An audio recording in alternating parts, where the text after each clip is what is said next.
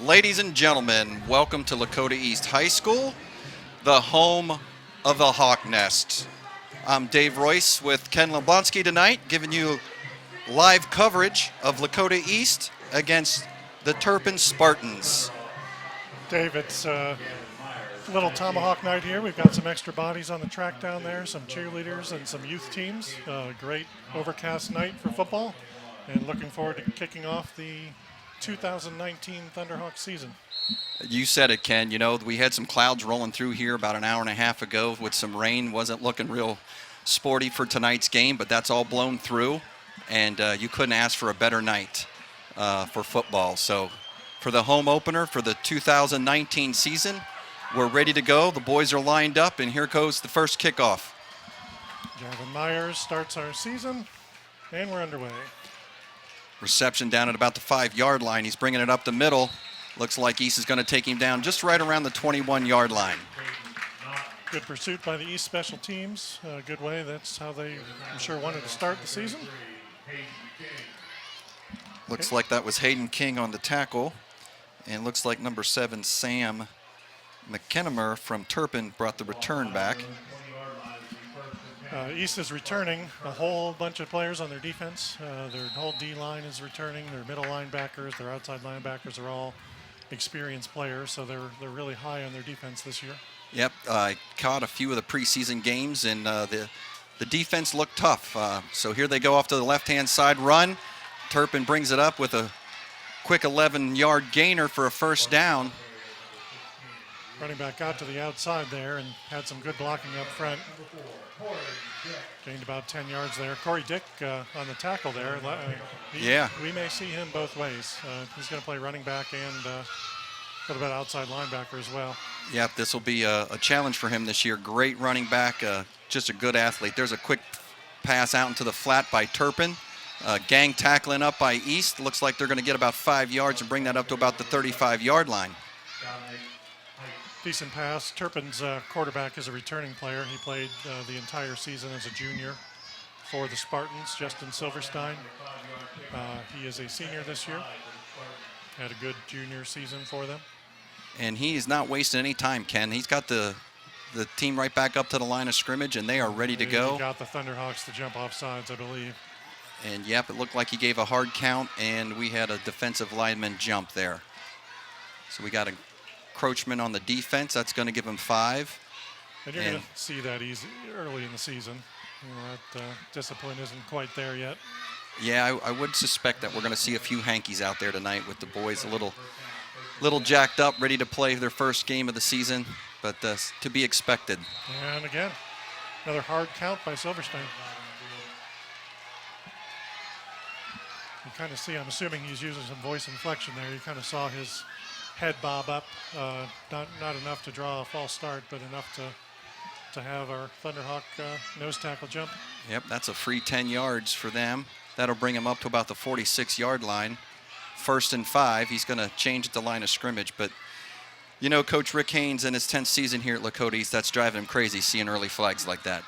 Yeah, that's definitely what he did not want to see there. There's a quarterback keeper. He going up the middle, pumps it outside. He's got running room. Looks like Corey Dick was over there again to knock him out from that free safety spot. Silverstein got a great block from his right tackle there. 74, I believe, just kind of got in the way, and he went right behind him and got that extra couple yards there. Another first down for Spartans. They're driving fairly easily now. Moving the ball. He made that quick fake to number 16, Reese Evans, and just took off right up the middle. Here it goes again. This time looks like he's going to hand it off to number 2, Logan Hurley, and he comes around the left-hand side and picks up a few. And like you said, Turpin is moving the ball on us pretty quickly, and we just talked about all these returning defenders for the Lakota East Hawks, and they're going to have to settle down and put a stop to this drive pretty quick. Turpin's big. They have some big offensive linemen, and it looks like they want to control the pace of the game. They want that fast pace, no huddle. Occasionally look to the sideline like they are now. You see a lot of college teams do that, where if they like what they see defensive formation, they'll snap the ball. If not, they'll look to the sideline and audible that off. There he fakes that handoff, rolls to the right, throws a duck up. That looks like, oh my, how he caught that. I'm not too for sure how we did not get up underneath that, but Logan Hurley pulls that down out of the sky and puts the Turpin Spartans in business, and it looks like that's 1st and goal at about the 6-yard line. And yeah, they're in the red zone. East had some coverage on that, but couldn't get under there's a that. fade to the backside. That's going to get broken up. That looked like number 82 for the... Kyle Poppy on the coverage there, and he looks like he knocked it away. Poppy was definitely in the right spot and got his hand there at the right time. Yeah, that was Kyle. But Justin is not wasting any time. He's back to the line already again, making calls. Poppy, a nice young, promising sophomore there. Here they go looking back to the sideline to that audible, just like you were talking about, Ken. They'll reset, come in with a trips to the left. He's rolling left.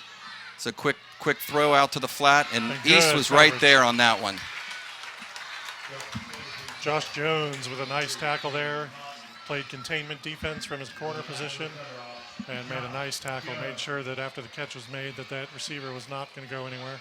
Yep, that did not fool Josh at all. He saw that coming, stepped up and made a big tackle right there, and I think that was actually for a loss. Or maybe just back to the line of scrimmage.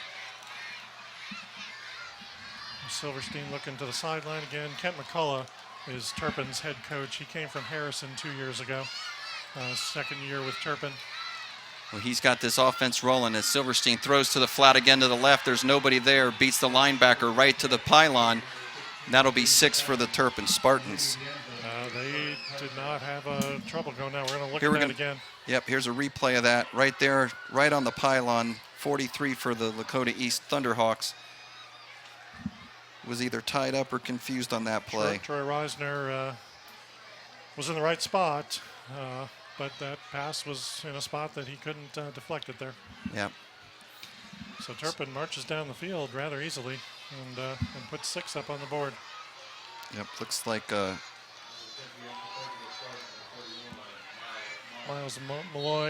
Miles Malloy with the extra point is good. That's number 31, Miles Malloy for the Turpin. Puts it right through the uprights, and they got a 7-point lead here early in the first quarter with 8:52 left. Not something that East was wanted to happen. The East's forte is ball control, and they like to march down the field. That's what the intent of their offense is going to be here. But having Turpin come down and score quickly, we'll see if they still go with the slow ball control, move it up the field offense, or if they want to match a quick score here. I would assume they'll do what they normally do and have scripted out. Just as you said, Coach Haynes, has a lot of returning seniors and juniors on that defensive team and was not surely expecting Turpin to just walk down on their first possession in really no time at all. They moved the ball quick, though the Thunderhawks gave them a free 10 yards on those 2 back-to-back encroachments. But with that, we have the long pass that they completed up in the air, and that's how you get down the field quickly. So here we go, ready for the kickoff by the Turpin. Looks like they have a different place kicker, number 3.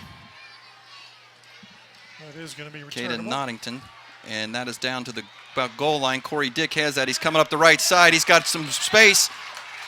Corey's going to return that up to about the 35, 36-yard line. Really nice return. He had a couple of returns last year in the punt and kickoff situation, and like I was saying earlier, Ken, this kid's just an athlete. He's explosive. When he gets the ball, he runs with a full head of steam, and he's very versatile. He threw a nice long pass last year. He played a little slot. He played a little fullback, went out for passes, and then this year we've seen him already on defense in the linebacker position. Absolutely. So here we go for the first set for the Lakota East. They're going to go right up the gut with a handoff. And that's what they're going to try and do. They're going to try and get 6, 7, 8 yards at a time. Even 3 and 4, they're happy with. East wants to have the ball for the majority of the game. The time of possession is besides scoring more points than the opponent, that's their ultimate goal. And that was a sophomore, number 28, Tabor Lugo Flowers, with that run up the middle. Mark Krzyzewski in at quarterback. He is a senior. Was the JV quarterback last year. Got a little bit of varsity time. Here goes a pitch wide to the right. Not a whole lot there, but a lot of white jerseys. He cuts it back to the left-hand side. He's going to find a lot of green space over there, Ken. He's at the 50. He's going to step out at the 45-yard line. Josh Thornhill. Thornhill makes some great moves. He has some nice cuts. Looked like he was going to be tackled for a loss there and made a positive out of that. Yeah, Josh came onto the right side, saw a lot of white, and he cut it back with the left-hand side, found some green, and turned something that was going to look ugly into a first down. Here's going to be a quick replay of this. You see Mark tosses it over to him. Nothing but white there, Ken. Couple in pursuit, and then when he makes that cut, it's hard for them to catch up there. Mark's back up underneath the center. He hands it up the middle. I think that's logo Flowers again. It's going to be good for 1 yard there. Flowers, another sophomore. East had to replenish some of their skill positions on defense. They had to replenish their fullback, Jack DeBrosi, who graduated. Their quarterback, Sean Church, graduated. So I mean, they know they have some players to fill, but these younger guys are clearly capable of playing good football and understanding how the triple option works. Yep, Brandon Elliott, what wide receiver, came into the game. So Mark will step back up to the line of scrimmage. It's second and looks like about 8.5 there. Got a man in motion. He's going to hand it off to the fullback up the middle. That's Nice number run. 48. Looks like he's going to There go we all go. the way. The 5, the touchdown.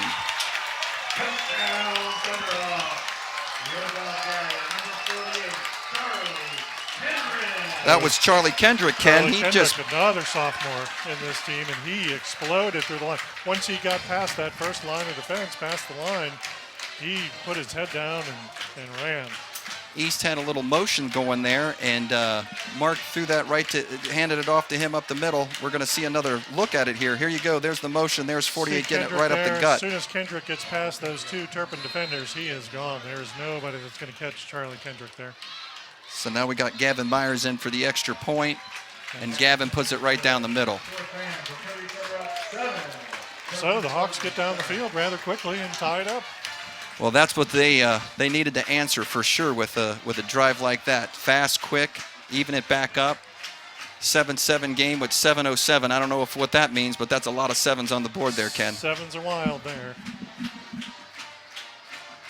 Kendrick is a very good athlete. Kendrick got some time in varsity basketball as well near the end of the season.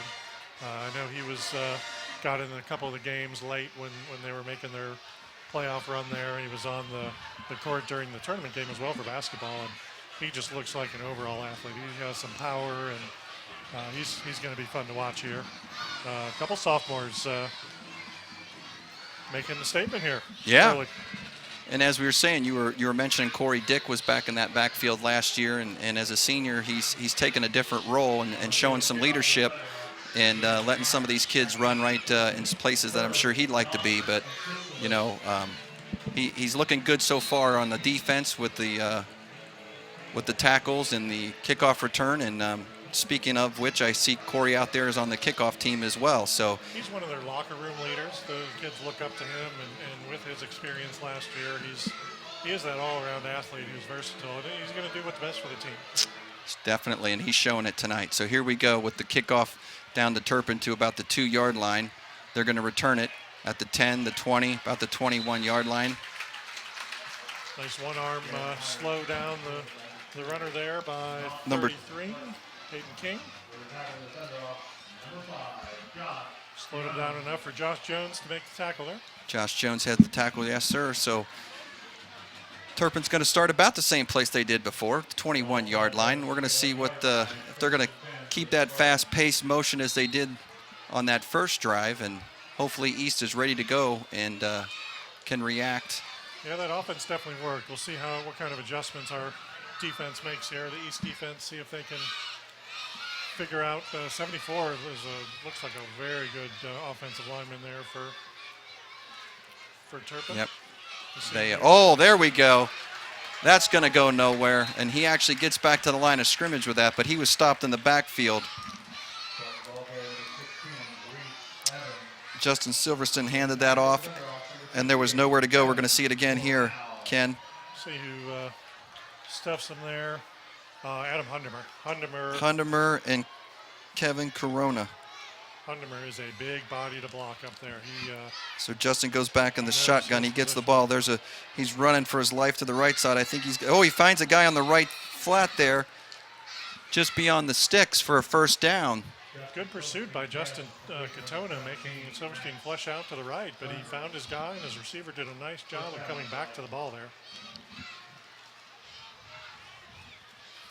So here goes Turpin Spartans again with a first down on 2 plays after the first play was kind of broken. And East is going to have to find a way to stop this offense from moving down the field. Silverstein has the ball. Looks like he kept that one. That's Justin Katona in on the tackle, as well as Hundemer, I believe. Yep.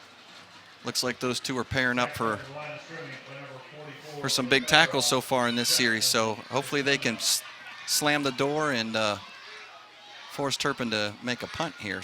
But Turpin definitely has different ideas as they're back to the line of scrimmage. Justin throws the ball to the left flat as a screen. He's got running room, and that's going to pick up about 11 yards right there. Looks like East Michael Howard had some pursuit blitzing up there, but you see the pass gets to the outside there, and running back makes a nice catch and keeps on going. It's good to see Michael Howard out there. He had a shoulder injury during the scrimmage last week, and they weren't sure if he was going to be able to play. So it's nice to see him on the field. He's one of it looks like he blitzed on that and put a hit on the Turpin quarterback. So we'll see what he's got now. Oh, there goes a quick flat pass to the right side, and that was Hundemer, wasn't it? Adam Hundemer got his hand in the way of that. Hundemer knows his position. He is a great player here. He's one of the ones who aspires to play at the next level, and he's a big body up there and very good with his hands. Yep, he's one of those returning seniors that you were mentioning earlier, and he flops from the right to the left-hand side. So here goes Turpin again at the line of scrimmage. Justin drops back in the pocket. He's looking for White. He's got somebody wide open in the middle. Big pass down to about the 25-yard line, and it's that free safety. Corey Dick has to come up and make a tackle. So East is playing the zone defense there, and their linebackers drop back in coverage. Here we're going to get another look at that. There, Justin just drops back in that nice little pocket. Wide open there, Ken. Yep, he's got some space there. East is containing on the outside. Their linebackers are really reading the run, and then when the pass comes in there, the receiver made a nice catch. His hands extended out. Ball was a little in front of him. But Silverstein with the ball. He hands out up the middle to number 16, Reese Evans. And he scampers down for about 10 or 11 yards, and that looks like it's going to be another first down for the Spartans. Corey Dick again on the tackle. Dave, it's good that your players are making their tackles, but you really don't want your safeties leading your team in tackles. Exactly. As we're talking about what Corey brings to the field, we would rather not see him make that many tackles from the free safety position. Now you see the Turpin coaches giving the hand signals. One is giving signals to the line, and one's giving signals to the backfield there. That's how the players, when they look to the sideline. So here's Silverstein with a quick handoff to Evans again, and he's going to go off the left-hand side. Hayden King and Justin Katona on the tackle there. It really, seeing the Turpin coaches with their hand signals there really allows your offense to do some different things. I'll tell you what, it's keeping the momentum quick. There again, before we can get a breath in there to the line of scrimmage, Justin slapping his hands, looking for the ball, and now they're resetting with another play with those hand signals coming in from. You see all the 11 look over to the sideline. They get a read on the hand signals, and that's what triggers what they're. He's got 3 wide receivers, so there goes a quick pass to the left-hand flat again. And looks like, I don't know if he's stretched in over the line, or we're going to call him at the 1 or 2 yard line there. Looks like he's just going to go to replay. Looks like he's just short, but it's going to be first and goal. See, this is just a quick pass here. The receiver takes 2-3 steps outside, turns back to face his quarterback, and he's going to be open when that happens. And just like you said, Ken, he was reaching out until East got some help there to complete that tackle and knock him out of bounds. So here we are at first and goal on the 2, and that's going to be number 16. And that's good blocking up front. Leads to another Turpin score.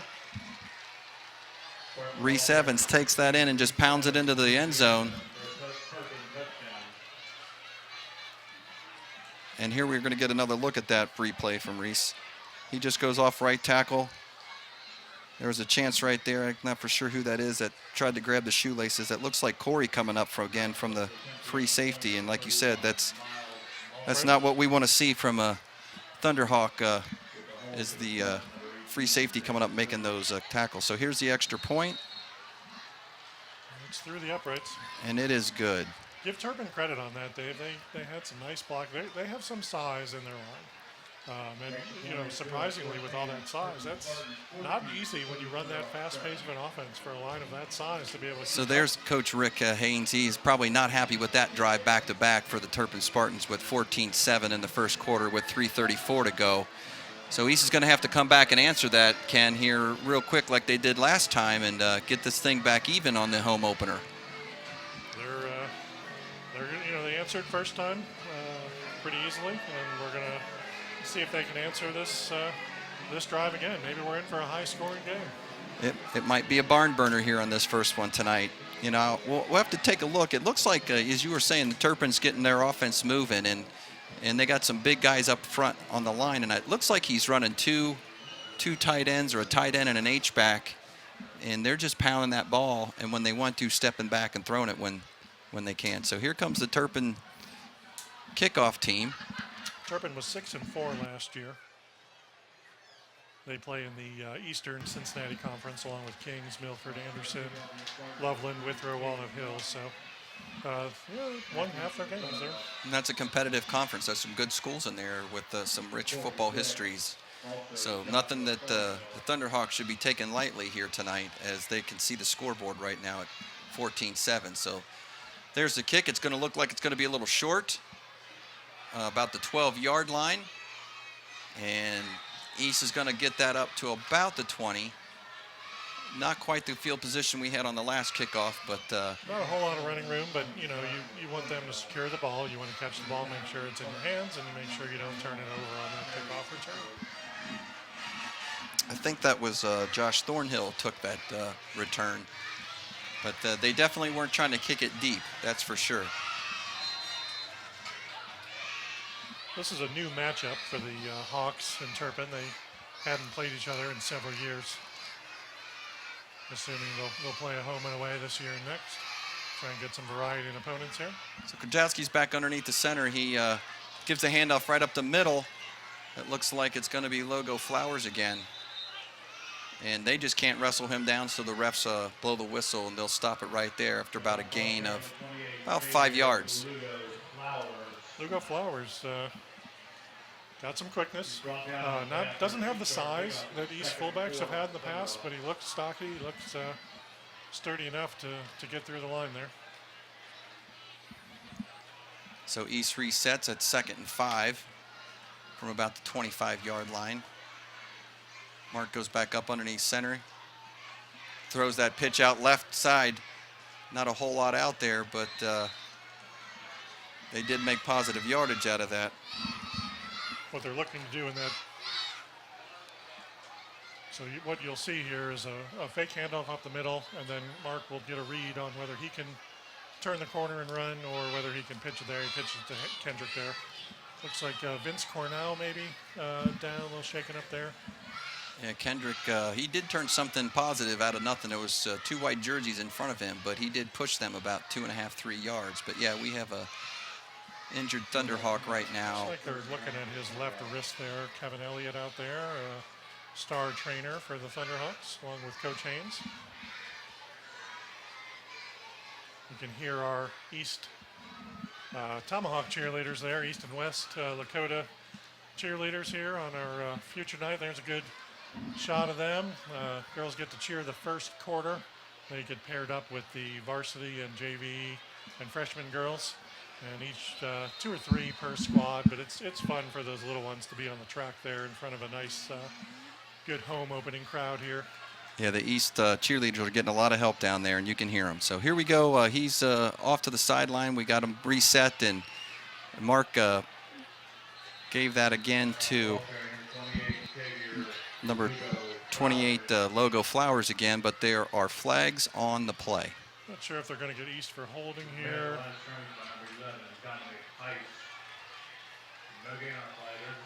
Looks like it's going to be indicated on East. I didn't see the call, but they are. A couple players were blocking us there. Look at the call here again.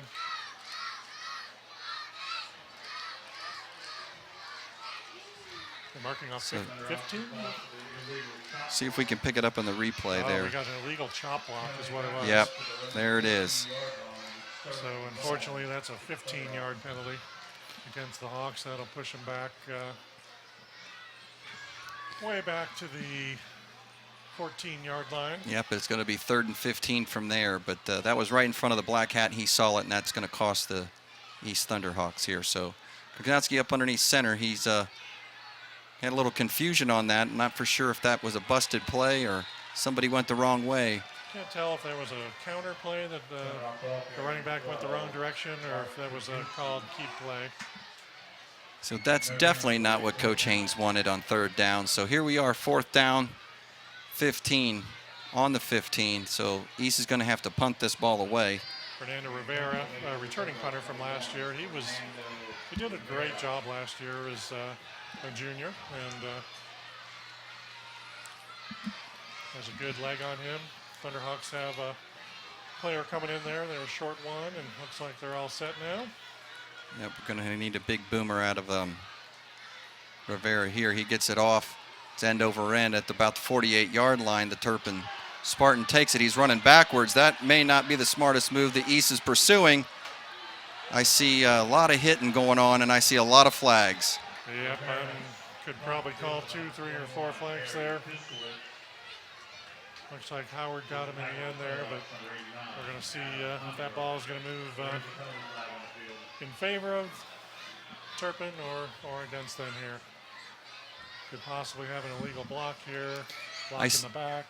I saw one flag at midfield and then another one come in right there at the end at the tackle. So as he was stretching that out. Got a holding on the offense here, a personal foul on the offense there. They will, I believe, have the option to take either one. There's some personal fouls where you could take both, and it could be a 25, but depends on the severity of that personal foul, I believe. So definitely not what the coaching staff from Turpin wanted to see. They were going to come up with some good field position there after that punt, though not a bad punt from Rivera. It was about a 42-yarder, but East is definitely going to. The holding penalty was declined, and they're going to accept the personal foul penalty to move the Spartans back 15. So they'll come out and start at the 35-yard line. Just under a minute left, first quarter.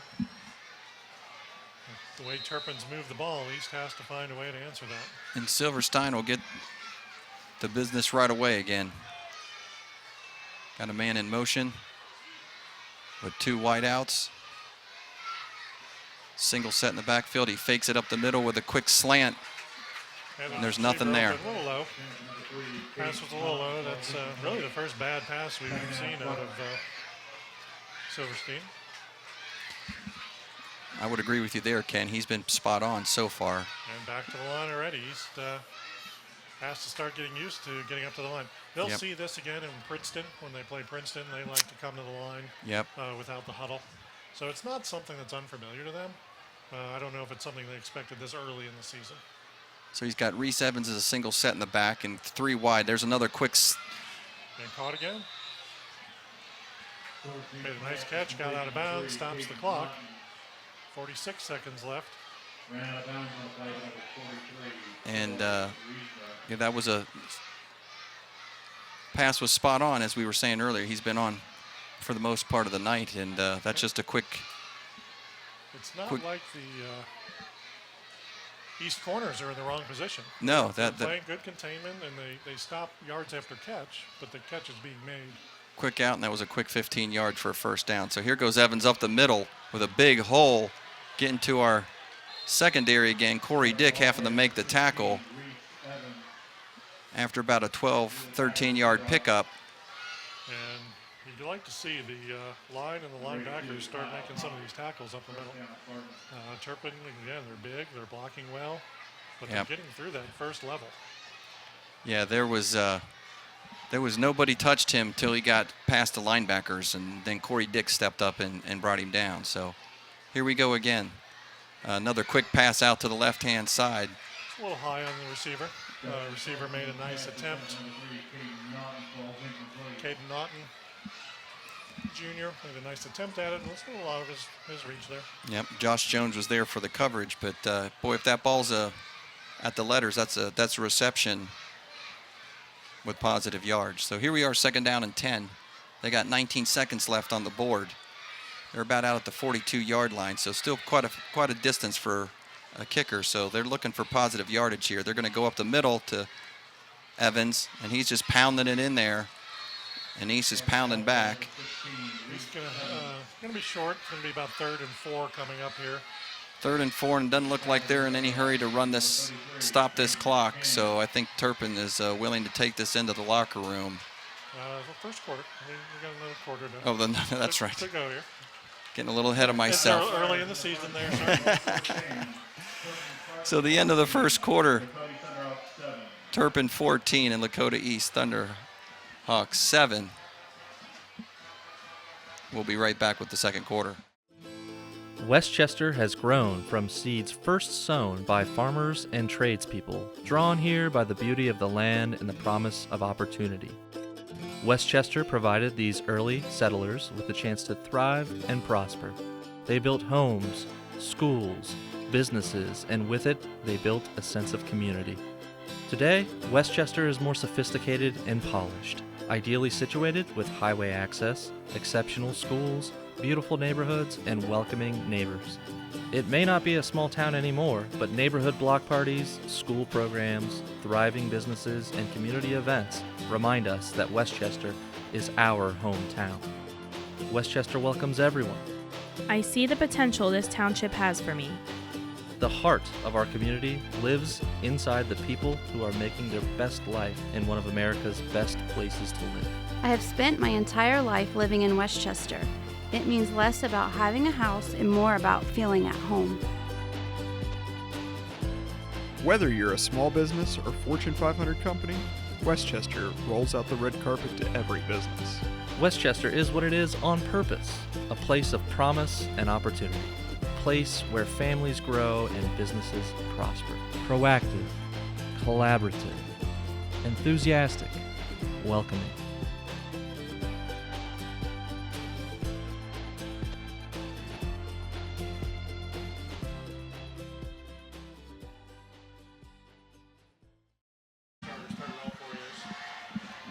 Here we are back at the Hawks Nest in the second quarter.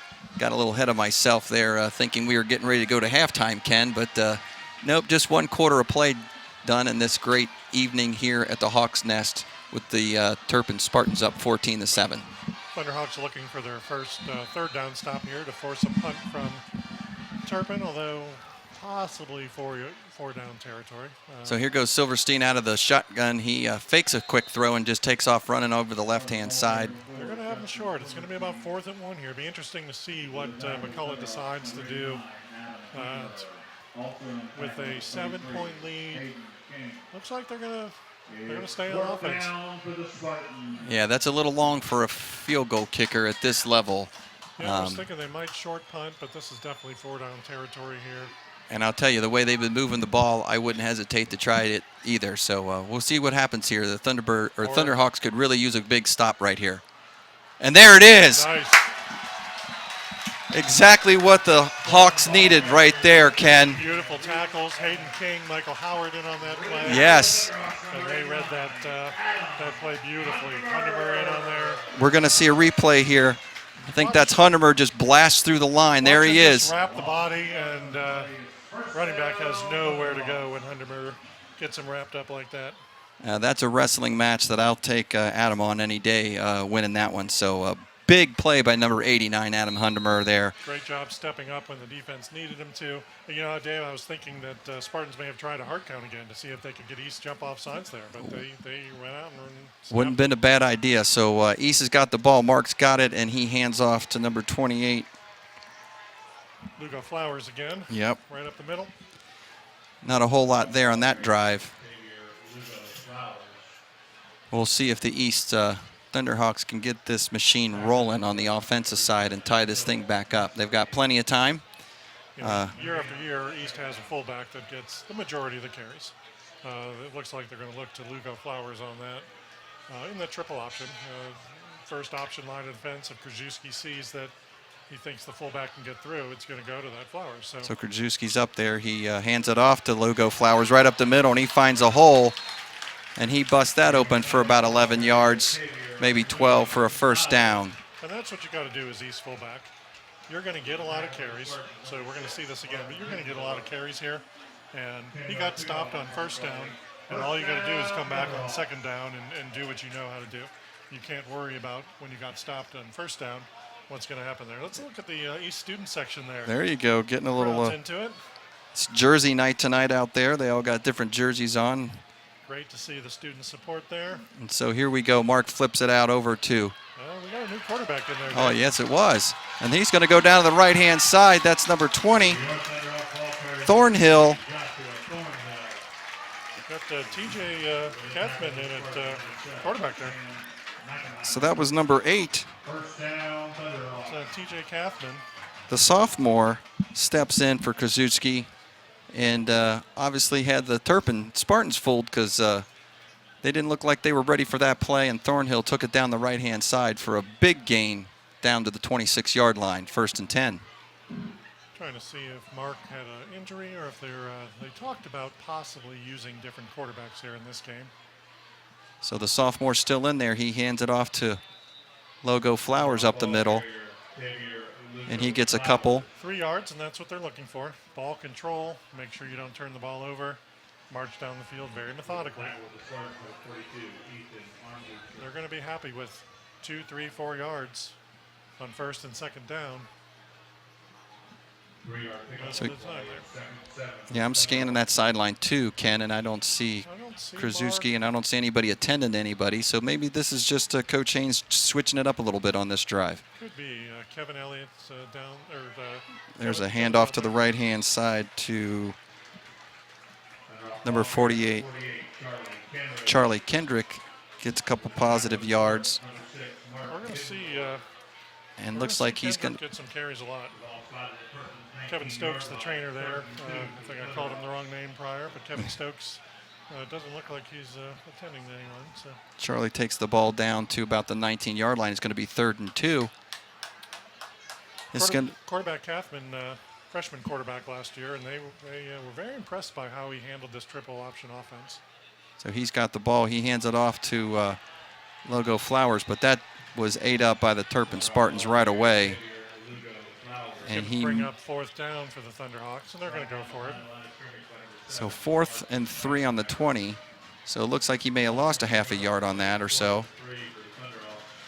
So now you got to pull something out of the book that works really well here, huh, Ken? This is going to be a big snap for the Thunderhawks. They definitely don't want to turn the ball over here, down 7 points. Coach Haynes is going to take a timeout and make sure everybody's on the same page. This is too important of a play to call in through the huddle there. I totally agree. That was probably a wise decision on his part. Make sure everybody's settled, know what's going on. Like we were saying, this is going to be a big snap for the Thunderhawks, and 4th and 3 is not a gimme. Turpin's defense has been playing pretty well too, and so we'll see what coach calls up here on 4th and 3 from the 20-yard line. You got some young players out there. You want to make sure that everybody knows what they're doing, who's blocking, which direction the play is going. Make sure you don't have a penalty that's going to cost you here. And at the same time, the Turpin defense is over there getting their game plan together and seeing what they're going to do. And student section is going to make sure that it's not that easy on Turpin's defense. There you go. And a conversion here on 4th and 3, that should really ignite those young folks up there in the student section. So got a good crowd out here tonight for the home opener. Beautiful weather. It's nice out here. So we'll see what the Thunderhawks can accomplish here on 4th and short. So the sophomore goes under there. It's a misdirection to the right-hand side, and it's going to be real close to a first down. They might have to measure this one. We may see our stellar chain gang here. I see some of the offensive linemen pointing. Adam Crehan thinks that he's got enough distance. We got a replay here, Ken. There goes the sophomore quarterback. Little misdirection off to the right-hand side. That was Thornhill. Thornhill does a good job keeping his head down, and he knows where the first down is. And it's really close. He's looking straight at that pylon or the first down marker. So we have a Spartan on the ground here. His leg kind of went sideways there. Ooh. yeah, that doesn't look good. It looks like that's number 6, Let's just see. Mark Mittendorf, for the Turpin Spartans. So we hope that young man is okay. The staff is out there. So we're going to step aside here while the medical staff handles that young man, and we'll be back with you here in the second quarter shortly.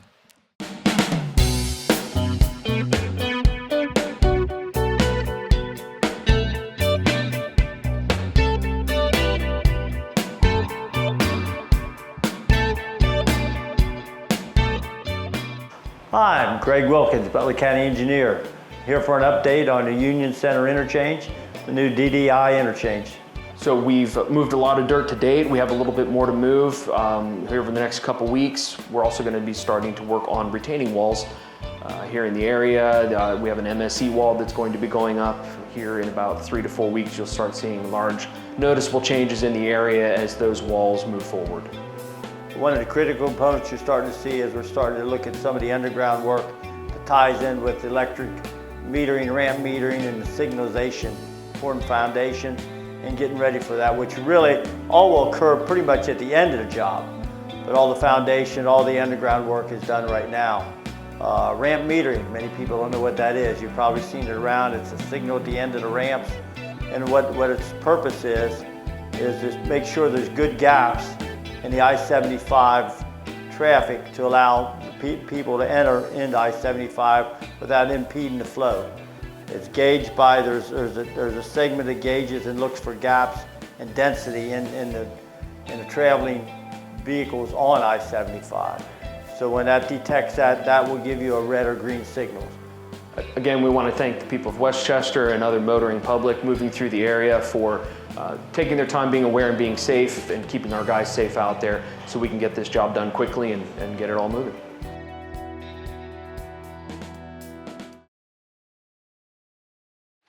Well, here we are back live at the Hawk's Nest. There's the young man that took a leg injury. You can see him, got it wrapped up there, number 6 from the Turpin Spartans. That's Mark Mittendorf, and we sure hope that young man's okay. He got some quick attention there, quick. Nice gesture by both teams, kind of coming out, giving him a pat there. And turned out the Thunderhawks were short on that. I don't know if they came out and measured during that break or if they just marked it short, but Turpin's going to have the ball here. Yep, they must have marked that short, and we're back to live here with Turpin with the ball, and they hand it off up the middle for a quick 4.5-yard strike for 2nd down and 6. So we're back to Turpin's with the ball. That was a big play by them, stopping the Thunderhawks on that 4th and 3. So here they go, rolling it up on the right-hand side with a quick toss to the flat to number 3, to Caden Naughton, and he takes that just close to a 1st down. They're going to give him a 1st down on that, Ken, and move the chains. You know, injuries like that are always hard to see, and you hope for the best for the kid. It looked nice that he was conscious and coherent, and yeah, the guys gave us a good look at him going off the field there, and the Liberty Township EMS and fire department was right here on the scene, and fortunately here at the Hawk's Nest we have a great extension of the Cincinnati Children's right next door, so hopefully that young man is okay. So here we go with Silverstein with another quick pass out to the right side flat that he just seems to be picking that away all day long, and Lakota East has not responded to those quick short outs of 8, 10, 12 yards yet. Yeah, Max Gundrum there to make the catch, and he caught it while he was on the ground. He can't get up and run, but 5 yards. Middendorf there, the player that was injured, had limited action last year. Looks like he had a nice interception against Kings. He played in 6 games, limited action. Had 1 interception for 66 yards against Kings last year and a 37-34 loss. So here goes the Spartans up the middle with Reese Evans. A couple missed tackles there, and Turpin's going to have another 1st down. And there's another 10 yards, like you said, and a 1st down. So That brings the ball up to the 43-yard line for the Spartans. And as we've seen in the past, now they got 5 wideouts, 4 to the left, 1 to the right. And Quick snap quarterback's there, back there by himself. Good coverage by the Hawks that time. And the quarterback will take off running, and he's got plenty of daylight there. And it looks like he grabs a quick 14 yards there. So we're going to get to see this one again. That was he did have some yards there. The receivers were covered nicely by the Hawks secondary, but he is able to get to the outside and got enough for the first down. But I'm glad to see the Hawks in good receiver coverage there. Yep, Silverstein makes some quick decisions back there. He didn't see what he wanted, and he took off. So here's another handoff to Reese around the left-hand side. He breaks a tackle. He's at the 20, the 10, the 5, and that's going to be a touchdown for the Spartans. First level, couple blocks there that Hawks gave good attempts at, and they just couldn't wrap them there. We're going to get another look at this here. There's Evans breaking through the line of scrimmage. That's a nice size hold. There's the first missed tackle. And there's just nobody near him. There's number 5, Josh Jones, trying to run him down. Looks like Reisner was in good pursuit there, and he got blocked at the end. Up front, again, their offensive line, big, strong, good block. I couldn't see who missed that tackle initially, but as the Turpins come out to do the extra point with Miles Maloney, and he'll pound that through the middle. So 21-7. So that 4th down stop makes a big change here, Ken, where the Thunderhawks were marching. They were getting down there towards the red zone and trying to convert that 4th and 3, end up turning the ball over, and there's a 14-point swing. And now the Turpins kind of in the driver's seat right here in the second quarter with 6:10 left at 21-7. The other thing, Dave, is they did a nice job. Turpin did a nice job with their fallen teammate, not letting that bring them down, not getting into the stage where they're upset or not ready to, their heads were in the game after that happened. Absolutely. That's hats off to that organization, the team, the kids and the coaches to keep these kids focused right after their teammate takes a pretty hellacious injury that we could tell on the replay there. And get right back to the line of scrimmage and move the ball pretty quickly and effectively and pound it in for a quick 7. So East is going to have to find out what's going on here tonight and regroup and definitely get points on this drive. They definitely need to get something on the board out of this drive before the half. This game is very reminiscent of last year's game against their ECC opponent Kings, where they got down early in that game. Actually, they had the lightning strike, and they had to come back the next day and almost had enough to win that game there. But these ECC opponents, there's a lot of good teams in their conference. They get some teams that they're going to show up and win, but this is a good first game matchup for the Hawks. So we got number 3, Caden Nottingham from the Turpin Spartans, and Corey Dick deep for the Hawks. Corey's got it at the goal line, and he's going to stay in there. So that was a nice kickoff for the Spartans. They put it about a yard deep into the end zone. Corey takes a look and decides to just stay there and start all this all up at the 20-yard line. See if the Thunderhawks can move the ball here. They need. They're going to stay with what works. They're, it's first half. They're not going to panic and do anything crazy here. They're going to continue to do what's true to them. Run their triple and see if they can march down the field here. Krajewski back in at quarterback. Yes, I was just going to say that, Ken. Krajewski's back in there. He fakes it up the middle, tosses it out to Kendrick, and he pounds it up the left-hand side for about 4 or 5 yards there. You're going to continue to see a nice dose of Lugo Flowers and Kendrick. We're going to watch that one again and see how Mark makes a good decision there. And Kendrick, nice head of steam there and blows out the first would-be tackler. Yeah, I like how Mark holds onto that ball right to the last second there and makes a nice pitch to his running back right at his hands, right where he needs to have it. And here they go, line back up at 2nd and 5. See if Hawks can get something going here. That looks like Lugo Flowers up the middle. Yeah, and there's just a lot of white right there. They are definitely looking for the ball coming up through the middle there. Their Spartans were ready for that one. And that's okay, Dave. They're going to expect that run up the middle, and that's fine. You're looking for good blocking, and you're looking for that one time where you can break through and get that. So just because they've stopped it a few times there doesn't mean they're not going to continue to do it. Right. So it looks like the wide receiver package comes in for the Thunderhawks, and we'll see what Coach has lined up on 3rd and 5 from his own 25-yard line. No motion here on this play. And we are going to see our first pass of the season here. So Krasuski looks like it. He pulls it back down. He runs right over a defensive back, and it looks like he picked that first down up, Ken. You have to be fearless as a quarterback on East offense. You have to make sure that you're not afraid to get hit. You're basically a fourth. So here we're going to get another look at it. Mark Krasuski. And receiver isn't open. Bang, there it is. Boy, he just goes up and over, and he wanted it more than the defender wanted it there. So he gets a first down out of that. You know you're going to get hit. You know you're going to get hard, and you just have to absorb that hit. And that's a quarterbacks are used to that. That's a big play for the Thunderhawks here. They have got to keep the ball, like we were saying, and get some points out of here. So here goes Mark. He flips it out again to Charlie, and he's got some running room. Keep going, get his head down, and he'll step out about the 46-yard line. What East is doing with this offense is they're looking for tendencies in Turpin's defense. They're looking to see who's going to cut inside from their defense on a certain pitch play, a certain motion play. And over time as the game goes on, you're looking for. And again, great pitch on the run right where his running back wanted it. He put his head down and went and picked up about 13 yards there. They don't have a lot of chemistry so far. Krasuski played JV. Kendrick and Lugo Flowers played freshman last year. So it's nice to see that chemistry. Got trips in the backfield. There goes a strike right up the middle there. Flowers is going to get about 7 or 8. And, yeah, they gutted him there on that one. So Lugo Flowers goes flying right up through the middle.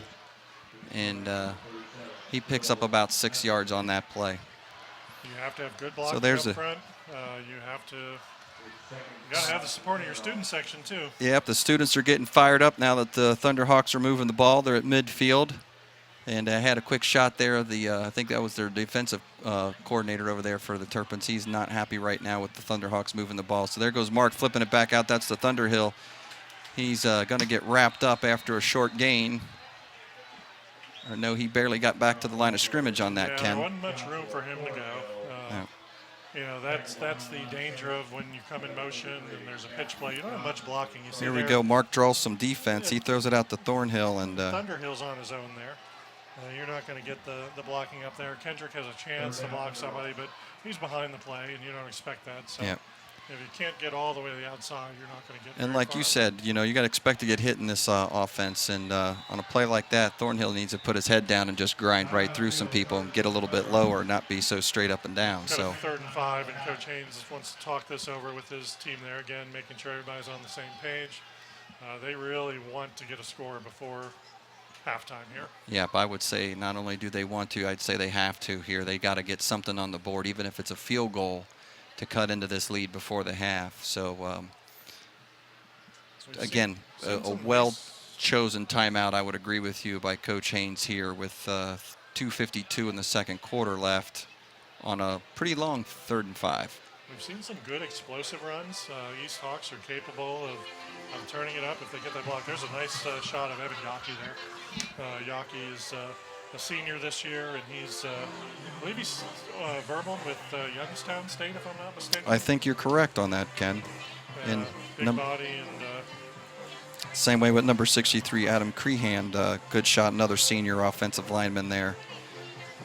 Standing next to him. Those guys do a great job of blocking up front. If they engage their defender, you're going to get a nice size hole. Got a pretty seasoned line there, you know. I think a lot of seniors on that offensive line and some pretty good sized boys in that line. So hopefully that all this pounding definitely pays off, if not here before the half, in the second half. So here we go after the timeout. Hawks need 5 yards for the first down. Krasuski's underneath. He makes this throw to Charlie. He's Nice looking like a lot of green on the left-hand side. He'll get the first down and some more, and he'll move those chains. So when you see this replay here, if we get a chance to see the replay, he's going to cut back to the inside. Looks like he's going to the outside, and he's going to make a nice cut back in, right here. there. Nice cut, yes. In, and he knows where he needs to go for the first down. And that's a sign of some experience in this offense. So 1st and 10 at the 38-yard line is where they'll start up. Looks like Krzyzewski was looking for a throw, but he pulls it back down and runs up towards the middle. I think that was our first look at an empty backfield. Don't see that too often, but No. East does have to take a chance. There's about 2 minutes left in the half here. So they need to do something to get down the field. That's first down is a time where they do like to take that chance because they're no worse off than a. Yeah, Mark got marginal yardage on that, so not a negative play, but would like to see a little bit more yardage on first down there to open up more options. So we got a movement. Possibly a false start. Looks like that flag was thrown False start against towards the Hawks offensive side, and yep, that's what it's going to be. False start on the offense again. Couple mistakes early. Again, it's early in the season. You don't like to have those mistakes, but certainly it's nothing out of the ordinary to see mistakes like that in the first game of the season. Exactly. Just at this time of the game and on this series, at this situation, that's not what the coach definitely is looking for. And so East is kind of digging themselves a little bit of a hole here. The clock's running with 1:46 and counting, and they need to get some positive yardage to at least get themselves in field goal range. So here goes Krzyzewski underneath. He's going to keep it. He's got some running room. He's getting a hit and pop there at about the 30-yard line, and there's a big scrum push, and he'll come down. Mark did a nice job of keeping control of the ball there, making sure it wasn't stripped away. You know all those defenders are trying to scratch that ball out of there. Now you need to see a sense of urgency here, right, Ken? East only has one timeout left, and so they still need some more positive yardage. I'm not for sure how strong of a foot their kicker has, but that would still be a pretty long boot at about 47 yards. A little bit out of his range, although Gavin Myers has the potential of that. Gavin's been going to a lot of camps in the offseason, and we'll talk about him a little later with his kicks for cancer. There we go, misdirection. Charlie bounces it out to the left-hand side. Would have liked to seen him run for that marker and get out of bounds and stop the clock. Yeah, it looks like they got the first down. So he did pick up the first down, so that'll help out. That'll stop the clock for him while they move the chains. So stop momentarily, see if the offense can get to the line here. 50 seconds. Yep, so they got the ball set and they're ready to go. The clock's running. East is just getting up to the line. Krzyzewski's going to be in a shotgun here. We'll see if he drops back, see if we see our first pass of the season here. We do. And that's into a lot of white right there, Ken. And good defensive coverage by the Spartans there on the interior. Yep, that was broken up by, looked like number 7, Sam. So clock stopped now with that incomplete pass. So 35 seconds left, and Hawks need a couple more yards and see if they'll roll Myers out for a potential field goal. But Yeah, they got their eye on 7 points. If they run this ball, they definitely need to find the sideline and get out of bounds. That's for sure. So hopefully all those offensive players know that. Like you said, they've got some young guys in there. We're going to go throwing it deep. Take a chance on the and he's got him. Got it. That is a touchdown. John Scott. Nice pass by Mark, and nice way to pull it in by John Scott. John made a nice cut move there. Mark kind of looked to the corner of the end zone, and John took 2 steps inside, and Mark found him. Not a bad ball, like you said, Ken, and he put it down into the end zone. Scott made a good cut and just went after the ball. I think the Turpin defender got spun around there. If the guys can get us another look at that after the PAT, we'll see that play. Nice way to get the first complete pass of the season there. There's a pass to the end zone. There's John Scott there. John's got some very nice hands. So Gavin puts that up for the extra point, brings it 21-14, and wow, that's exactly what the Thunderhawks needed there was a quick score before the half and bring this in within 7 and get some momentum back going into the locker room. Yeah, it's nice to go down 7 instead of down 14 there. You know, you still have things to talk about. You still have adjustments you need to make, but it softens the blow a little bit. You're still in it. You come out of the locker room with a little more confidence. Absolutely, and then you walk in there with some positive mojo going your way after a nice strike like that. So 29 seconds left in the half, and we got that right this time, Ken. We're going into the half. We are going to the half this time. You are correct. So East is going to line up for the kickoff here with Gavin. Nice to see that pass play there. John played wide receiver on the JV level last year and did a good job hauling in some passes there. Had a couple touchdown passes at that level. Nice for him to get his first varsity catch there in the end zone. It's a nice catch to have to make it for your first catch should be a touchdown. It's going to look good for the stats for him and make that young man feel pretty good. So here we are with Gavin Myers getting ready to kick off, and the coach will kick this deep, or will they'll squib it down there just to try to knock this out, and we're going to find out. He looks like a little pooch short to about the 10-yard line, and Spartans are going to bring it up the left-hand side and up to about the 25-yard line. So 23 seconds left in the half here, and East just has to make sure that nobody gets behind them. Their secondary has to come back a little bit. It's okay to give up a long gain as long as you have tacklers. Yeah, absolutely. I mean, it's a long way to the end zone or a field goal, but the Spartans do have all three of their timeouts, so they can run the ball and see what the East will give up underneath and see if they can't break something and get something out of this last drive too. But looks like the coach is happy with a 21-14 with the Spartans. Yeah, and we're going to go to halftime here.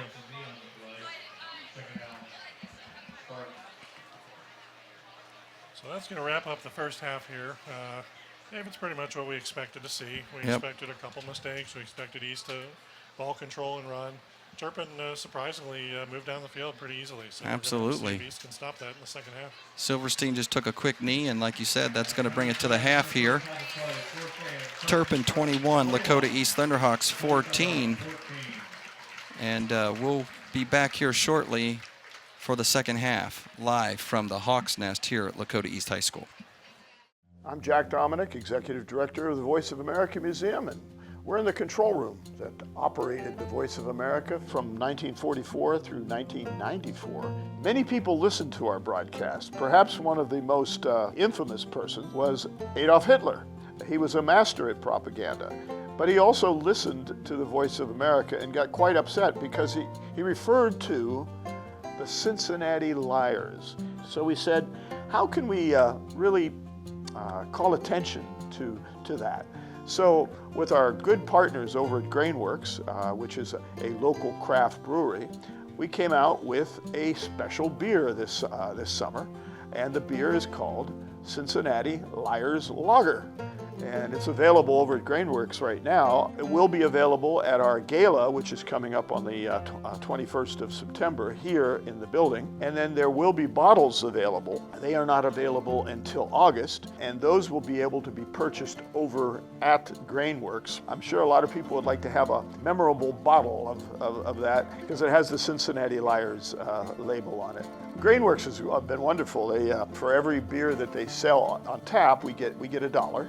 So all that money is going to make the museum more accessible. We're open every Saturday and Sunday from 1 to 4. All that information is available at voamuseum.org.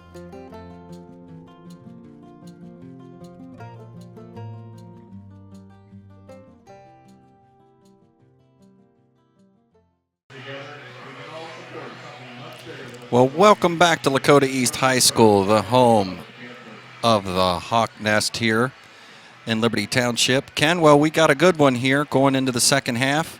Turpin's 21, Lakota East 14. It's a one-score game. Always nice to have either team have a chance here in the second half, still in it.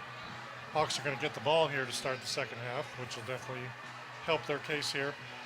Turpin did a nice job moving the ball in the first half, Dave. They had 21 first downs in that first half to 14 of the Hawks there. Yeah, I'm sorry, 15 to 9, 15 first downs. They racked up 261 yards in that first half, and as you said, the Thunderhawks went in with a quick score with about 23 seconds left at the end of the first half, which brought this into a 7-point game. And good thing they deferred for the second half because they're going to get the ball back here and have an opportunity to tie this up real quick. East has won the time of possession battle here, 13 to 11. They'd like to have that a little more, but see what happens in the second half here. Absolutely, and then on the other side of the ball, we'll see what East does defensively because Justin Silverstein did light us up for 121 yards passing. He had 11 for 15 in that first half, so the East was in that zone D most of the entire half there, and we'll see what they come out with. They need to find a way to defend the pass there, Dave. Absolutely. So here's the start of the second half. Yep, that's number 3, Caden Nottingham kicking off. Looks like Corey Dick is deep at the goal line. He's going to take the kickoff from there. He's coming right up the right-hand side. Corey's over the 20. Looks like he might be out to about the 25-yard line. So that's not a bad return from just shy of the goal line to the 25-yard line. Decent start for the Hawks. See if they can move the ball here. Question is, Dave, who's going to come out as quarterback here? They did a little switching. Looks like Mark Krzyzewski is in the game there. Krzyzewski is going to be the quarterback starting the second half. And Hawks are going to look to do what they did. They're going to try and control the ball, have good ball possession here. The normal suspects are up front there. And he's got a single set back in Logan Flowers. Little motion, going to go right up the middle. Nope, Mark keeps it himself. He pulls it back. He faked that handoff up the middle to Logan Flowers and kept it himself, went off tackle like he should, and we're going to get a second look at that. Here we go. Mark fakes that, comes right up to tackle. Nice that's inside, just a little shoestring tackle there. Shoestring tackle for sure, Ken, because I think he had a little bit more green to run there if he wanted to. It's the first time we've seen Mark keep on the triple option there. We've seen him run off passing plays, but that is the first keeper off the option there. They tend to do that a little more in the second half of games. It gives them another weapon to move the ball down the field. So there we go in motion. Mark hands it off to Logan Flowers that time, and he's fighting for the first down. I think they're going to give it to him there. He got the yard he needed before he was driven backwards. We're going to get a second look at that. There's a handoff right up the middle. Yep, he just crosses over that 35-yard line with forward progress and picks up the first down, moves those chains. It's a nice block by Owen Opp there. Opp is a kid who really worked out in the offseason and had a couple injuries, but that was a nice block by Opp. That was nice on Owen's part. So 1st and 10 for the Hawks here. See if they can march up the field one more time. Flowers There's Flowers up the middle. He's going to get a quick strike for about 5 or 6 yards. That's what they're looking to do, just move the ball forward. So yeah, as you were mentioning there, Owen is a returning here, junior, right? Yeah, he's playing tight end. Playing tight end. He'll come in and out with Hartman will come in as a receiver, and Opp will come in as tight end, and they'll run a lot of double tight end sets there. Smart kid and knows the game, understands it well. Yep, well conditioned. He plays lacrosse as well, so he can move those feet. So here we go, Krzyzewski up underneath. He makes a flip out to Charlie. There's a little bit of green. Oh, that was a nice open field tackle by the Spartans. Kenrick got back to the line, maybe a yard. We're going to get a second look at that. There's the pitch by Charlie, gets his shoulder down, but number 27, Eric Bonick from the Spartans makes a great open field tackle. Bonick, one of the seniors that plays both ways. He played a little bit of receiver, and they have him in on defense here. Had a nice read on that option play to the outside. His job is to contain and make sure that he does not have responsibility of tackling anything up the middle. He's got to contain on the outside against the option. That's a hard... So here we go on 3rd down and a few. Mark keeps it on a busted play. Finds a lot of open room down the left-hand side. He's at the 30, the 20, the 10, the 5. That's going to be a touchdown, Lakota East. Beautiful run by Krzyzewski. We've got a penalty on the field.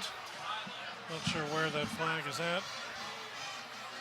I'm not sure who it's on there. Hopefully this stands for Krzyzewski, but what a nice run by That was a Turpin very along the nice outside. run. Touchdown's good. Touchdown's good. I Looks think like that's a sideline warning against the Hawks there. And the excitement celebration. A couple of players yeah. crossed over the line as Mark was running, and you can't do that. But, Yep. so they don't take away the touchdown on that. And the White Hat let him know right away on that. What an exciting play, though, that was. Truly understandable. The kids getting pretty excited on what looked like maybe a busted play if we get a good another shot of that. But after this PAT, Myers has tied it up. Myers put it right through the middle there. So Thunderhawks put 7 more up on the board and tie this up. Just as we were saying, Ken coming out of the half, getting the ball and doing something positive with it. You have confidence knowing you're only down 1 score. And you come out of the locker room knowing you have to do something confident. And there's that big offensive line coming off. There's Davin Green, 72 there. Sure, he had a nice block in there. There's the East celebratory flag run there. Yep, there's the student section with Jersey Night with a couple of the young ladies in that group too carrying those flags, getting some mojo going here in the stands. I think Coach Heath was putting a timer on them. That must want the girl that had the E flag on the track team because she was out in front of the others quite a bit there. So at 9:09 in the third, with the score tied, it's a new ball game, and boy, what a night again, as we said at the beginning of the broadcast here, to play football. That just a beautiful sky out there as the camera guys are giving us a shot from down on the field level there, and it's cooling off, and just what a great night for football. If we have a shot of that touchdown run, if we could show it again, if maybe after the kick here, if not. Like to see if that was a called play or if Mark improvised there. Yeah, it surely looked like Mark improvised, got into a big pile there, and then just popped it out. So as Gavin Myers lines up here to kick off to the Spartans.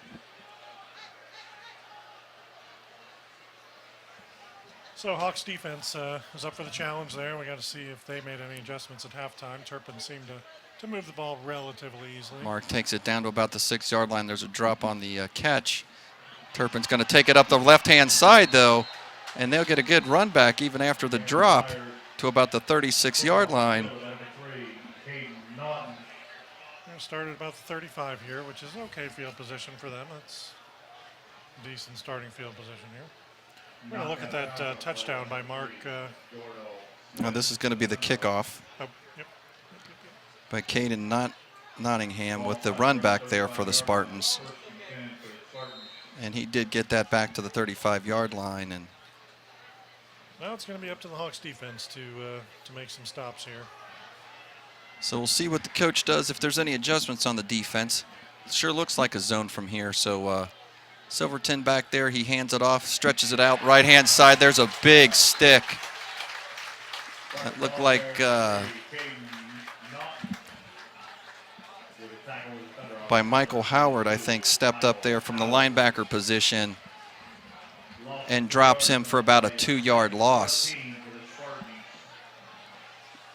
Looks like they marked it 3 yards back, so it'll be 2nd and 13. His first run by Caden Naughton on the day. He lines up as receiver, and he came around the end there to get that handoff.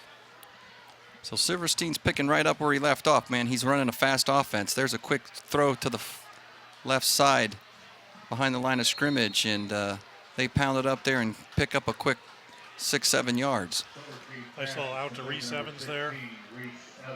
Reese was the leading rusher in the first yard with 99 yards for Turpin, but they're going 5 wide, and they're finding their receivers out in the outside of space so they can make a move and try and run upfield.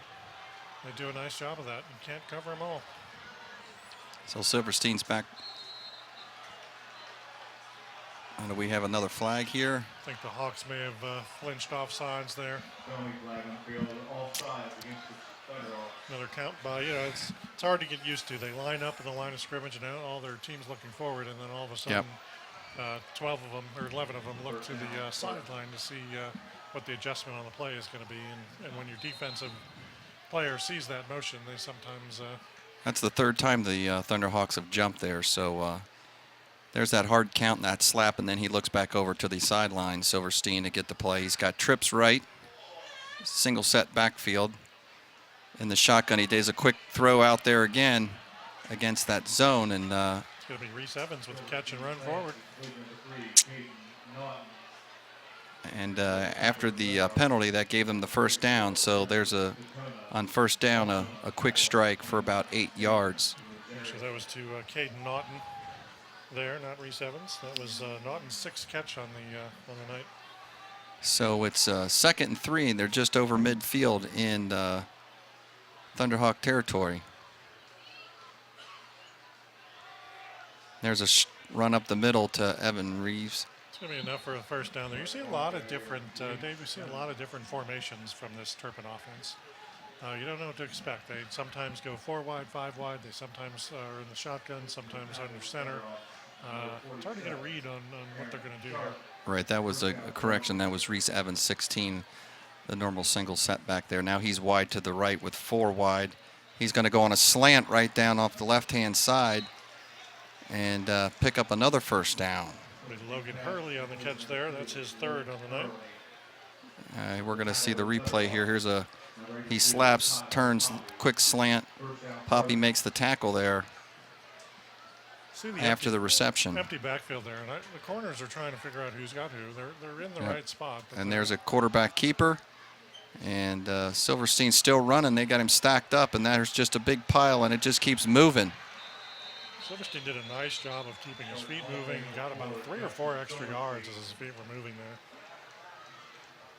Yeah, that definitely looked like a design run. He had quad right, empty backfield, and he just took the ball off the snap and took off right away out of the shotgun. So this young man definitely knows what he wants to do back there at the helm of the Spartan offense. See if our student section here can fire up the crowd. They're opposite end here, but they still make some noise. So 2nd and short. Got single set in the backfield. That'll be a handoff to Evans. He's going to go right up the middle. Nobody's touching him. And he even ran away from the strong safety, Corey Dick, there for a touchdown. Looked like a couple missed tackles there. I didn't see that he made any cuts. He just seemed to put his head down and run forward. Nope, yeah, I would agree, Ken. He put his head down and wasn't stopping for anything until he saw the goal line. Here we're going to get another look at it. Simple off left tackle. Big hole right there. Missed tackle. Right, and Corey just couldn't get over there fast enough to grab him. Right through the A-gap there. And your line, Turpin doing a good job blocking up front. Yep. They're really containing Hundermer there, who a lot of times makes those tackles. So here's Miles Malloy with the extra point. 28-21. Dave, this seems to be a higher scoring game than I thought it was going to be. Absolutely. I have to say I'm impressed with this Turpin offense. I did not think they would generate 28 points, and we got a ways to go. Only 6:13 in the 3rd quarter. Turpin, my inside information is that Turpin scrimmaged Harrison last week, and they didn't score as many points. Now, Kent McCullough, coming from Harrison, they may have been familiar with what he was going to do on offense there, but it's my inside intel from my nephew who plays at Harrison. There you go. It's always good to have networks out there. So, yeah, they're definitely turning it up here tonight with 28 points, and they didn't waste a whole lot of time there after East scored coming out of the locker room to tie this thing up, and came right back and pushed it right down the field and pumped it in for 7. East is going to have to get another quick score here, and they've moved the ball well. They've only been stopped twice where they've had to punt, so they're definitely moving the ball down the field. This game may come down to whoever has the ball last. It could be, or whoever makes that mistake, right? Whoever gets a turnover here or comes up short and has to punt the ball away. So see if one of East corners can jump one of those quick passes yeah, coming up here. So the Spartans are getting ready to kick the ball off. South to north, there's a little pooch kick. They definitely don't want to take it deep. We're a little confused. It looks like who wants the ball. Charlie jumps on that. Smart play just to dive on the ball. You don't want to risk picking it up. That's a live ball. So if you try and pick it up and you're not successful and you get hit, as soon as you touch the ball, the defense can level you if they want. Oh, that's not good. Charlie's coming up limping a little bit. It looked like looks like he's got a cramp. Cramped up, yeah. Yeah, it looked like Kendrick and Thornhill were not communicating there on that little pooch. Thornhill was the deeper run back, and we're going to take a look at it here. So you can see a little confusion. Thornhill kind of is like, hey. And they do teach those up front players to dive on the ball. Right, and that was a smart thing of Charlie. Hopefully he's okay and just has a quick cramp over there, because crucial piece of the offense. Coach Haynes has a remedy for that. He gives them some pickle juice. There we go. So Trzaskowski's out. We've got the sophomore quarterback back in, T.J. Kathman. T.J. Kathman comes in. Looks like they're going to try that. Early in the season, you're going to see which quarterback can get you down the field there. Kathman deserves it. He had a nice freshman year.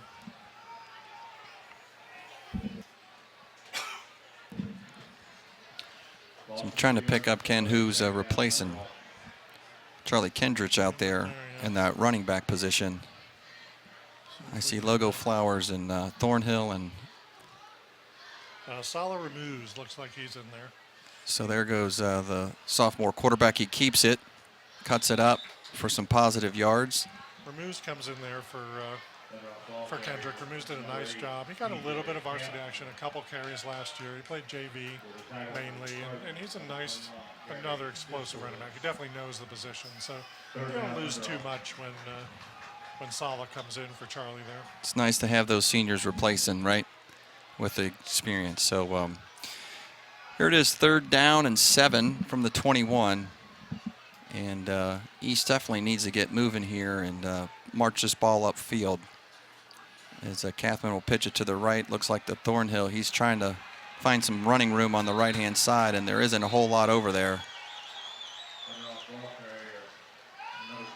Yeah, he had nowhere to go once he turned that corner there. That was stuffed up pretty good. It's going to bring up a punting situation for the Thunderhawks. And that is exactly what East didn't need, is a 3-and-out here after the score by the Spartans. So Rivera's back to punt the ball from about his 7-yard line.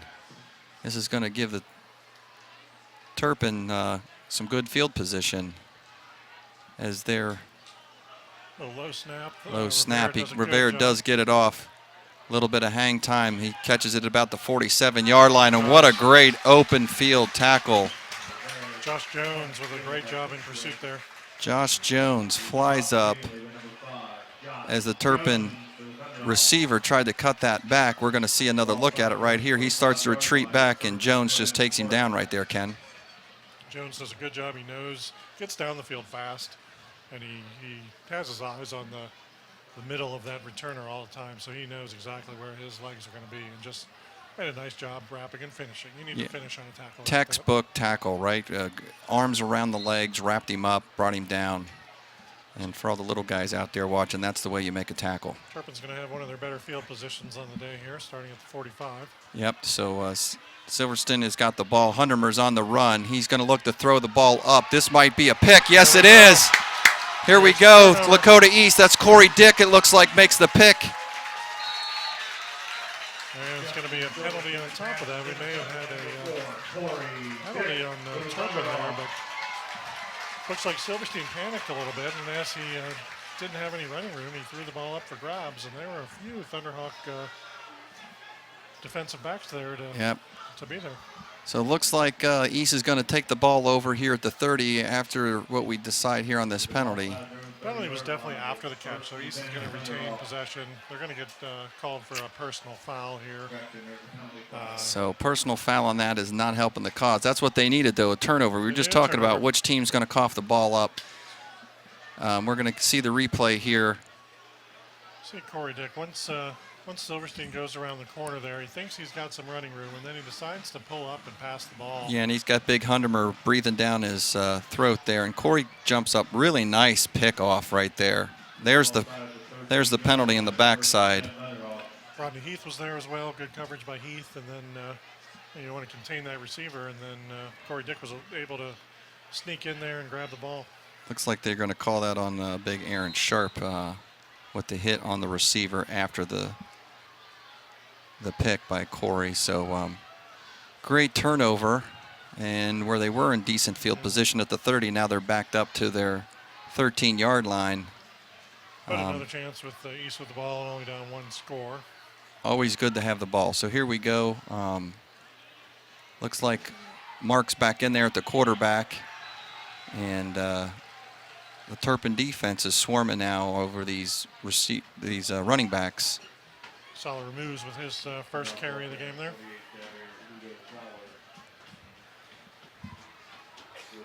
So Coach Haynes switches the quarterbacks again on this series. See John Scott coming in, running the play in. Coach Haynes uses his receivers to bring the play in there. And the second and long, let's see what the Hawks can do here. Rajewski still under center. Yep, they've got motion as Thornhill goes in motion to the right. Going to come back left-hand side to Sal, and he's got nowhere to go. Tried the counter play, a little misdirection, and try and get the inside handoff to Removes. He didn't have much room there once he got the ball. So we're going to have a third and long. Yep, third and about 11 or 12, just short of. And East is going in the wrong direction right now. Hawks are going to go 2 wide receivers here, Brandon Elliott and John Scott. Yep. So kind of in a passing situation. We'll see what the offensive coordinator calls up here. Kozuski's in the shotgun. He's going to roll out to the right-hand side and look to throw the ball. There's not a whole lot there, and he just gets thumped. That was a hard hit by Turpin linebacker there. Turpin breaks through. That looks like Phil Mesler for the Spartans. Breaks. We're going to get another look at here as Mark takes the shotgun, rolls right. Looking for Scott. And there's just a lot of white. A lot of white jerseys in the front. You would think somebody was open downfield there to get that off. Nice sack by Phil Meserly. So now we're really backed up, and Rivera is standing on this Going to be a goal line. Penalty against the Hawks here for. And if insult isn't to injury, they're going to get half the distance right here that they don't even have. Yes, the good thing is it's only a 4-inch penalty if they assess this. Looks like an illegal substitution, possibly. Yep. So they'll move back about 2, 3, 4 inches. So Rivera's got his heels right on the back side of the end zone.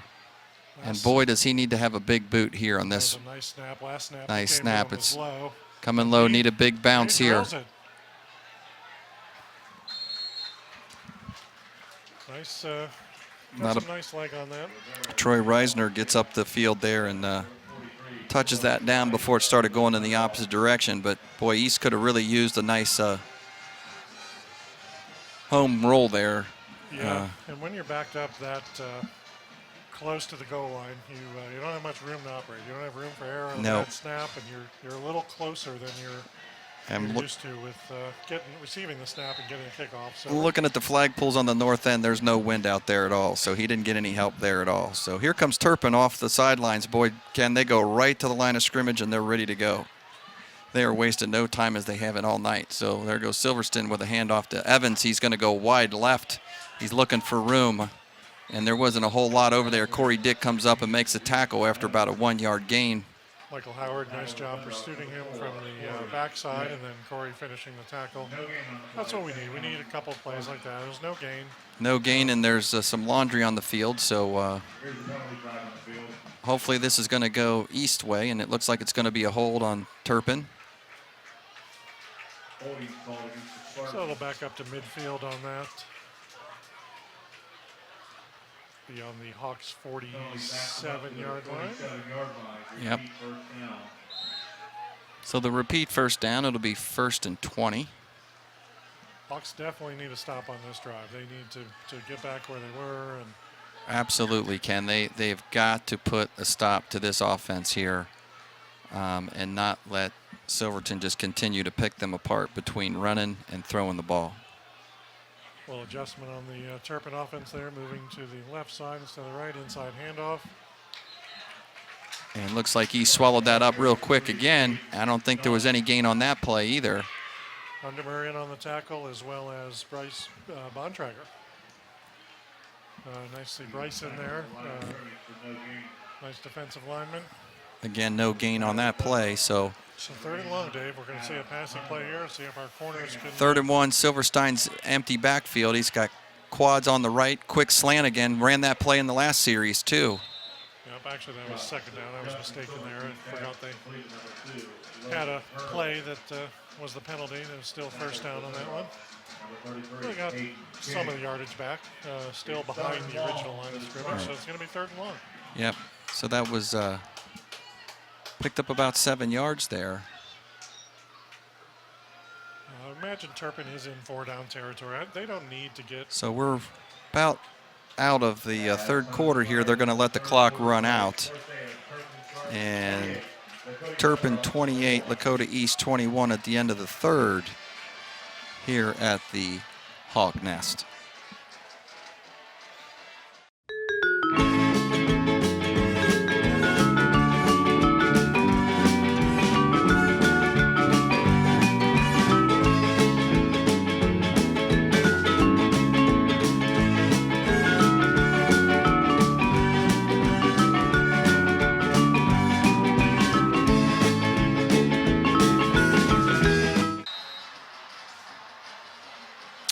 Welcome back to the Hawk Nest here live at Lakota East High School in the 4th quarter. And 3rd and long for the Turpin Spartans here. And a wide open receiver on that. That wide receiver for Turpin. I don't know if Jones slipped on coverage there, but he was nowhere to be found there. Right. We're going to get a replay here as Silverstein drops back. He's running around for his life, finds an open man right there at the 29-yard line. The linebackers aren't dropping back into coverage. They're primarily reading the run there. So we have a 1st and 10 for Turpin. Hawks had him backed up a little bit with that penalty, but Turpin got out of and here it. they come right back with a quick throw. And as you were just pointing out, Ken, it looks like East is still sitting back in that zone. And Silverstein seems to not mind and taking whatever the defense will give him, whether that's 8 on one play or 12 on the next. On that quick out, though, incomplete. His man was there just inside the defender. It's one of the few drops we've seen out of the Turpin receivers. They've done a very good job of bringing in the ball from Silverstein. So Silverstein hands it off to Evans up the middle. He's looking for some daylight. Oh, the ball's out. There's a fumble. I hear whistles. I believe they're going to rule him down before that ball came out. Looks like his knee hit the ground prior to that fumble. Here we're going to get another look at it. So Silverstein is there in the shotgun, hands it off to Evans. Evan goes up. He's twisting, butt down. Yep. Comes out Good call by the ref there. Yep.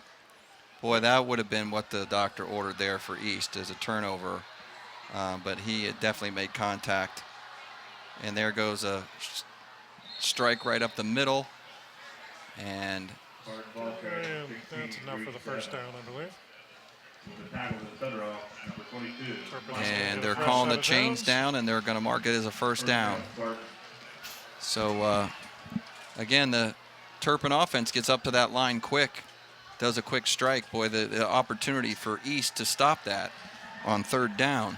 Now Turpin has a chance to go up 2 scores. They're in the red zone here. That would really set back the Thunderhawks with a 2 scores here in the 4th quarter. So Silverstein looks over to the sidelines, gets a new play. He's got Evans in the backfield. There's a straight run with him going downhill. Off left tackle, he's going to get about 3, 4, 5 yards there. Reese Evans with the run. At this point, Turpin is winning the battle of field position, or the battle of time of possession here. Michael Howard comes up for the tackle. As we're going to see this on the replay. Here comes Evans off the tackle, just as you said, Ken, and there's Howard swallowing him up at the 2nd level. I've been extremely impressed with the blocking of Luke Hawk there, senior 74 for for Turpin. He's made some nice plays there. For the most part, they have controlled the line of scrimmage when they have the ball here. So second down at about 5. There's another dose of Evans, and the Thunderhawks jump on that pretty quick. Seem to be giving the Thunderhawks a taste of their own medicine here. A couple short runs, but Yep. maintaining the ball. When you keep the ball out of East's hands, obviously they're not able to score except unless there's a turnover. And here's another opportunity, 3rd and 2. This is a long 2. This is not a short 2 at all. Maybe a little over 2, but you know, the ball's down to the 7-yard line. This is where that defense really needs to dig their heels in and try to get a stop and force them to kick this ball. Student section trying to make it difficult for Turpin to adjust. They do have their hand signals that they look at, but they're trying to distract them a little bit. Make some noise there on a Friday night. Yeah, big stop here would definitely get this crowd back in it. And there's a run far left. He's got a lot of running room. He's going to reach forward, and I think that second effort by Evans is going to give them the first down. Kept his feet moving, got to the outside, knew he had the first down, and maintained good possession of the ball there.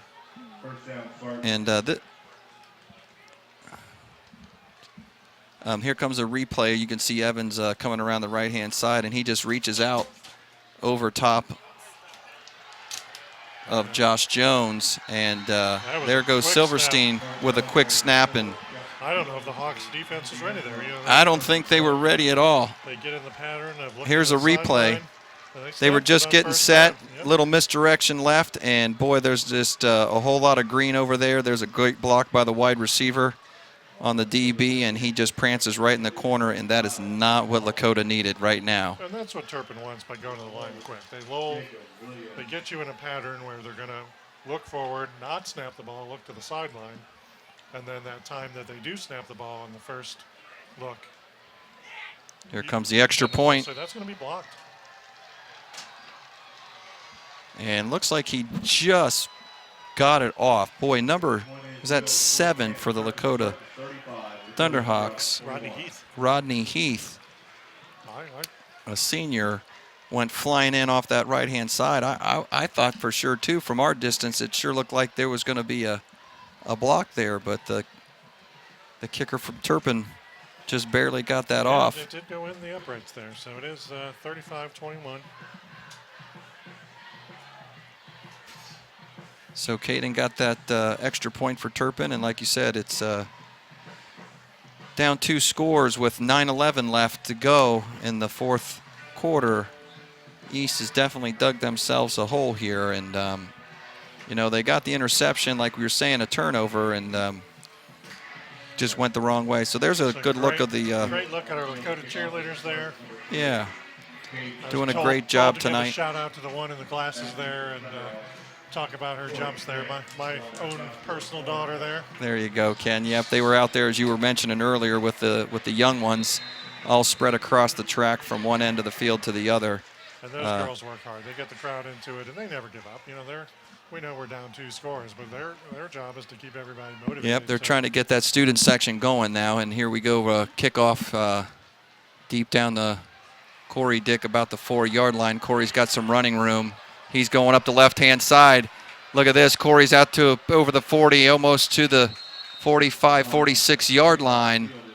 Fabulous, fearless running. Great run, but Ken, I see yellow hanging back there around the 20-yard line. Normally the position where you see a block in the back or something illegal as they're coming upfield there. That looks like they are going to bring it back a few yards. And that's going to be a real shame because, boy, that is, again, a great run back and great field position is exactly what East needed. Right here around the 9-minute mark to shorten up this field to pump a score in real quick, bring this back into 1-score game. And they just shot themselves in the foot as the refs are walking backwards towards their own goal line. It's going to cost them about a net of 25 yards there from where Corey wound up. Yeah, Corey was about the 46-yard line, and it looks like they're going to set this 1st and 10 from the 9. That's definitely a penalty you don't want to see. You know, the person blocking doesn't do it intentionally. Right. it's unfortunate So when that happens. So we're going to throw the ball here. yep, we're going to have to throw it up here, and we're going to look long down the right-hand side. But the good thing is Kenrich is back in there after that leg cramp, so that's positive for East to see him sprinting down the right-hand side. So trying to get a different look out of the backfield there, having your running back go out for a pass on the sideline there. It's a play they've run consistently over the years. They have a little success. would have been nice to see a hook up there, move this ball and get that yardage back that Corey had off the kickoff. So Mark's the under center here. Logan Flowers single set. There goes the tailback. There's a fake. There's going to be a throw up to the left-hand side. He was pushed. And there's going to be pass interference for sure. Yep. All kinds of flags are coming out. It's a nice pass downfield. And that's going to be a penalty every time when you're not looking at the ball and you shove the receiver there. So East with a break. See if they can take advantage of it. So maybe they found a little something here. That's two very catchable opportunities for East. If Mark can keep laying this ball in there, he may have found something in the Turpin secondary, and that'll obviously loosen up that front line too, and get the option moving as well. So you get to a point down 2 scores in the fourth, and you do have to throw the ball a little bit here. absolutely. So got trips in the backfield. Mark's calling it from the line of scrimmage. Changing up the play there. There he keeps it off the left-hand side. He's up and over. Looks like he's right about at the 35-yard line, and that should move the chains. I think Davey got exactly 10.0 yards on that. Coming up limping a little bit. And we're going to get another second look at that. So here goes Mark. He fakes it to Logan Flowers.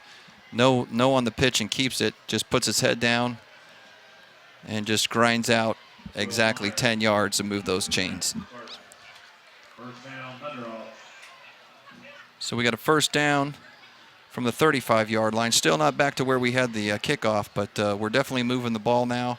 We got trips right, one wide on the left. Mark's his single set by himself. He fakes, pumps, throws the ball deep, and I don't think he and the receiver on the right sheet of music there. It's a little miscommunication there between Krzyzewski and Josh Thornhill. Thornhill didn't seem like he knew that ball was coming at him. No, not at all. And nor did the corner on Turpin.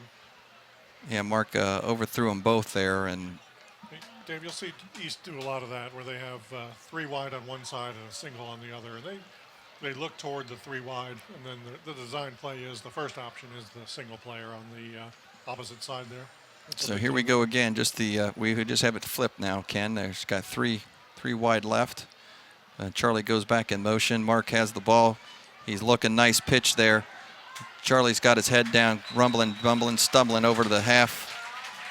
That's going to be enough for a first midfield down. there. Nice run by Mark, and nice job by Kenrick there, kind of trailing in the back and following along. We're going to get another look at it here. Here's Mark with the ball. Nice flip over to Charlie. And I'll have to say, the pitches are great tonight on those two. That their exchange has been flawless, and they're going to have to keep it that way for the rest of this game to come out on top. So nice chemistry between those two. They played on teams together last year.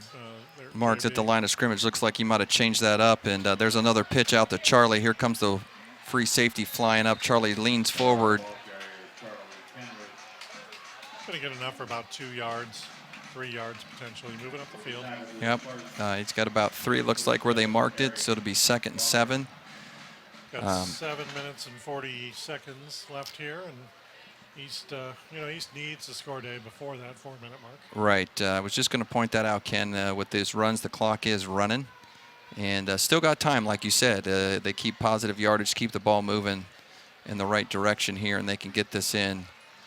Even better if they could get in the next 2 minutes, but definitely before that 4-minute mark. So here's a Mark off to the right-hand side. He pitches it over to Charlie again. He breaks some tackles, holds on to the ball, and he's over the 38-yard line for another first down. Thunderhawks. Kendrick did a great job of keeping the ball there in his possession. May have bobbled it. The defender may have gotten a hand on it, but Charlie had the presence of mind to make sure both hands were wrapped on it there, secured it before he went down. Make sure that ball doesn't pop out. Yeah, the guys gave us a great look there. The number 27 and 7 from Turpin Spartans were pulling on that ball hard because that's what they'd like to see. So Mark's back up underneath center. He drops back. Looks like he's going to throw. He throws it up there high. And looks like the receiver stopped midway through the route there. It teaches the receivers to keep going on that and get all the way up. Hartman was the intended receiver there. Yep, number 14, Hartman. I agree again. Didn't quite look like they're on the same sheet of music there. If he just keeps running, he might run up underneath that ball and maybe even gotten a little early contact. But I think the ref saw that ball wasn't going to be catchable because he pulled up short. Hartman is a converted quarterback, now receiver. We kind of like kids like that. Yeah. Shows their athleticism on the field. So Hawks need to move the ball here. 2nd down and 10 from the 37-yard line. Mark's under center. He fakes the handoff. A lot of white jerseys coming at him, and he's just going to throw that ball away. And there's going to be more yellow on the field, and I think he's going to get caught for intentional grounding because he didn't leave the pocket there. He twisted, but then I think he stayed in the pocket. You're allowed to throw that away. If you're here we're going to get a second look at it, Ken. There's the casual fake handoff, and here comes a lot of white, and he just throws it out. Gets outside the box there, right? Definitely outside the box, but intentional grounding. Loss of down and a few yards there. I'm going to have to refresh myself on the rules there. Yeah, the only thing I can think of, there was absolutely no receiver in that area. Everybody was on the left-hand side and down the middle deep. But like you said, he definitely got outside the tackle box. So, but the white hat thought that was intentional grounding. He blew it, and there's a loss of down and 3rd and quite 22. A bit to go there. And wow. Somebody missed the block assignment because number 70 just came flying through the line. We're going to get another look at this here. It's going to be Keegan Slaney. He just comes through unblocked, and looks like our offensive line was a little confused on who had who on blocking assignments there. And Slaley had a clean path to Krzyzewski there. And unfortunately, that'll bring out Rivera for a punt as it's 4th and forever. Not too many plays in the playbook there. 4th and 24 there. Rivera, nice high kick. Nice high kick. They're going to get a nice roll out of this. Inside the 20, 17, and touched up by number 29, Nathan Rosero. I would imagine down Turpin wants to give East a taste of their own medicine here. They're going to try and grind it out, use as much clock as they can here, up 2 scores with 5 minutes left. I think you're right, Ken. I think we're going to see a big dose of Reese Evans and every now and then Justin Silverstein just keeping the ball and keeping this clock running. So East is going to have to be tugging and pulling and trying to get a turnover here because they could use one on this end of the field and try to pump the ball in quick. But can't imagine too many passes being thrown, but you never know. Justin's back at the helm in the shotgun where he's been most of the whole night. He looks over to his sidelines for a play change. Evans is single set back. There's a handoff to him on the left-hand side. Plenty of running room there for a decent 4 or 5 yard gain. You know, he averaged almost 10 yards, 9 yards a carry there in the first half, and that's they're going to keep grinding it out. They're going to keep 2 hands on the ball. They're just going to run off tackle each way, a little bit over the middle. Yep.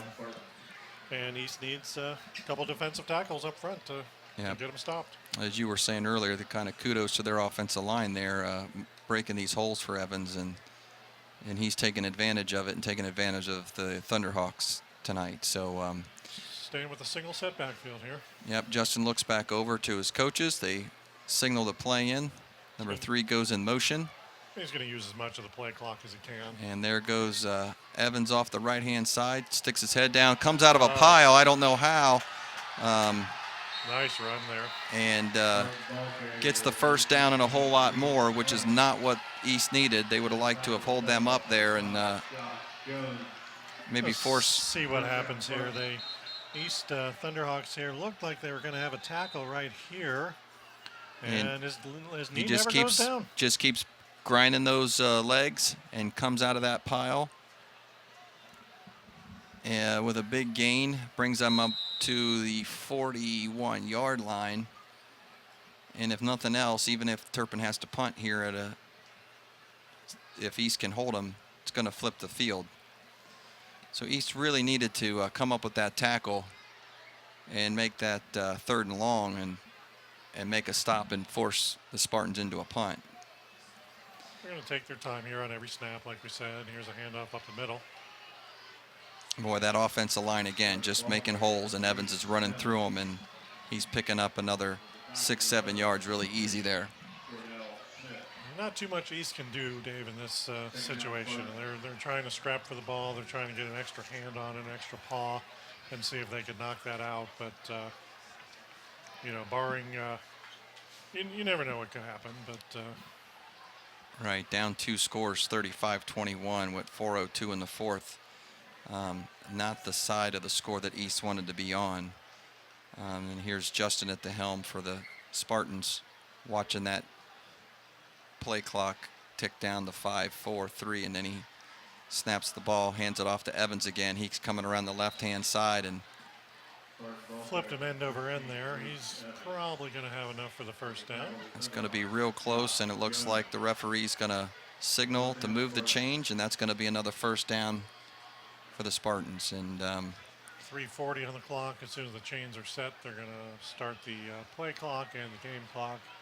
3.5 minutes left in this game. so well-played game by the Turpin Spartans, coming into hostile territory here at the Hawks' Nest, and it didn't seem to bother them at all tonight from the word go on the first snap. Justin Silverstein, yes, the whole offense has looked confident. Silverstein looks like he's very comfortable in that shotgun. Nice tackle by Hundemer there. Yes, number 89, Adam right Hundemer. He threw him to the ground. Hawks are going to take a timeout here, stop the clock. 3 minutes left in the game. Yeah, they're going to have to try something here and use as many as they can to, at this point, like we were saying, they're going to need a big turnover. And there's a shot of Coach Haynes, and I'm sure he is not a happy camper right now, and probably not going to be a fun practice tomorrow morning for the Thunderhawks. There's a couple things they need to fix. One is their tackling up front. Turpin's blocking was very good tonight, but there were a lot of runs that got through that first level and into their second and third levels. Passing as well. The secondary was always in the right spot, but they weren't in position to knock down any passes. They were containing on defense. There's a good shot of some of those offensive linemen from the Turpin Spartans who've been blowing those holes open. You had mentioned earlier that number 74, Luke Hawk, got him listed at 6 foot 220, and he's been blowing some holes for Reese Evans to run through. Hawks are not an easy opponent for them. They're going to do well in the ECC if they play like this. So here we are back to live action after the timeout. As Silverstein looks over to his sidelines for the signals. Hawks got a need tight another set. stop here. They want one more crack with the ball here. They want to roll their offense back. Evans off to the right-hand side. Boy, he's looking for green, and he's running. He's short of the first down here. We'll see if the Hawks take another timeout to stop the clock. And I have to say I'm impressed with this kid, too. Like we were saying earlier, he puts his head down, he makes his cut, and he goes. And he's running north to south, and it's going to show by his stats, I'm sure, by the end of the night. Well over 100 yards since he was just short of that at the half. Be interesting to see what he racks up by the end of this evening. So Spartans are going to let 12 more seconds tick down before they snap the ball here. That'll put it just over the 2-minute mark. So it's 3rd and 2. They get set, and Justin snaps it. Another dose of Evans off to the left-hand side. He does get the first down there. And that should just about do it for this game here. he takes it to the 35-yard line, which will give them a first down and move the chains and set them up to kind of run this game out. East does have 2 more timeouts, so it'll be interesting to see what Coach Haynes does with those. I would imagine down 2 scores, they may not. If they don't take a timeout here, look for Turpin and most likely take a knee. Maybe not on first down, but I think by now the writing's on the wall here. Yep. So from the 35-yard line, first down. Silverstein's in the shotgun. Single set back with Evans. Another handoff to him. And he's working his way up the middle, getting positive yardage. Hawks are going to take a timeout here. And so he's, like I said, it'll be interesting to see what his stats are at the end. That young man has had a good, long, hard night. He has been pretty much the only offense on this drive for the Turpin Spartans is number 16. Does a good job securing the ball. Obviously understands the purpose of ball control and making sure that the clock's ticking out here. So a couple more chances for the Hawks to make a stop, see if they can cause a turnover here. The first game of the season, you don't want to give up plays on defense too. You still want your players to play. You want to have enough on film so that when you're looking at it tomorrow morning that you can analyze what happened there. Did you get blocked? Did you whiff on a tackle? Were you outpowered? What can you do differently? Absolutely. I'm all about using those timeouts. You can't simulate some of this stuff in practice. So if you got them, use them. Don't take them into the locker room with you. And we're seeing a few more cramping out there. First game of the season. It is a little humid out tonight, but a beautiful night nonetheless.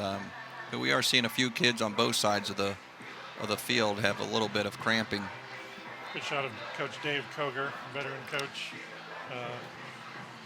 Being pretty passionate about what he does. A good coach who really invests in the kids and knows his X's and O's as a defensive coordinator here.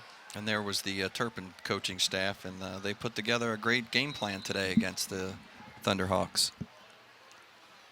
We got 1:30 left. We got second and about 6. So Justin jumps back in there in the shotgun, hands it off to none the less of Evans. Hawks Evans goes off the left-hand side. And Hawks are going to use their last timeout here. we got a penalty as well. So maybe East didn't use that timeout. Looks like we got a holding on Turpin. And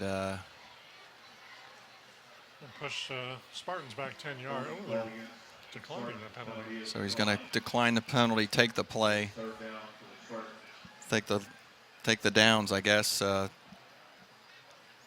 hope to maybe get this ball back. But I don't know what you can do with it with 1:25 down 2 scores. Clock is going to start on reset here. Right. And Coach Haynes didn't want to give them a repeat of second down. Right. Another 40 on the play clock there. So Turpin ball, 3rd and 5 from the 30.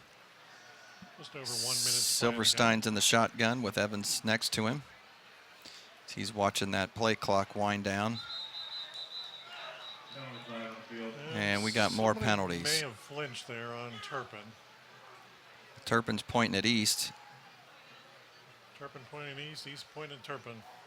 See if our fellas in stripes can sort this one out to see. Surely at this point in the game, you would think everybody would be pretty calmed down and we wouldn't be jumping off sides, especially if you're Spartan. You pretty much know the drill here with a minute left in the game. It's looking like a couple of different opinions there. Now it looks like we've got it sorted out. And it is going to be illegal substitution against East. I don't know if they motion, I guess. It seemed like he called the illegal substitute. Well, no, because that would be his head. I don't know what he called there. I don't know what he called either, but it was a 15-yarder, so that's usually like a personal foul. So I think this is going to be victory formation from here now. And Sure enough, yep. Turpin Spartans take a knee there. We're going to have to do that one more time, Silverstein was in the potentially. shotgun there. He's been all night and just grabs the ball and goes down on a knee. Difference of 7 seconds between the play clock and the. So 2nd and 10, he's got to do this one more time. And tough loss for the Thunderhawks and a great win for the Turpin Spartans to come into the Hawk Nest here and rack up 35 points. Hawks have some things to work out this week. They'll be back in action next week at home against Kettering Fairmont next week. So we'll have another chance at that and a good ball game. Yep, Kettering won't be any easier coming down from the Dayton-Kettering area. So there's the final. Turpin 35, Lakota East Thunderhawks 21. Live here from the Hawks Next. This is Dave Royce and Ken. Great doing the game with you. Absolutely.